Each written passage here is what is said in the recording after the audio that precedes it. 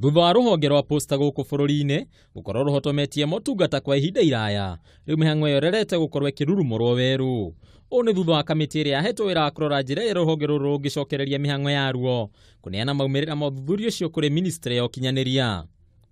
O ihinda-inĩ rĩu kambuni ya Posta Kenya nĩ ĩtarĩirie makinya marĩa yoete harĩ ũhũthĩri wa tekinoronjĩ njerũ kũgerera ũtungata wayo wa M-Post ũrĩa ũrahũthĩra thimũ gũtũma na kwamũkĩra indo ngũrani, ikinya rĩrĩa yambĩkĩte na muoroto wa gũkinyĩria Akenya aingĩ motungata na njĩra hũthũ. We currently have close to 31,450 registered subscribers.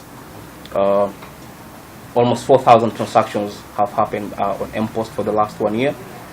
Mũrũgamĩrĩri mũnene wa kambuni ĩno Dan Kagwe nĩ agwetete ithugunda rĩa kwandĩka andũ ethĩ makĩria arĩa mangĩhota kũruta wĩra na icigo ngũrani, akiuga makĩria ma gĩcunjĩ kĩa 40 harĩ igana kĩa aruti wĩra a kambuni ĩno marĩ na mĩaka makĩria ma 55.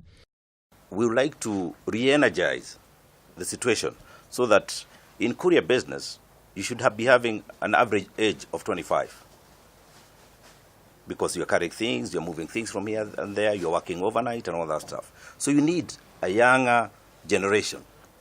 Mĩario ĩno nĩ ĩkindĩrĩtwo nĩ mwandĩki mũkaru ministry-inĩ ya ũkinyanĩria Sami Itemere, ũrĩa ũtĩtĩrithĩtie wĩrutĩri wa thirikari harĩ kũhũra njeki rũhonge rũrũ nĩguo kwambatĩria motungata maruo.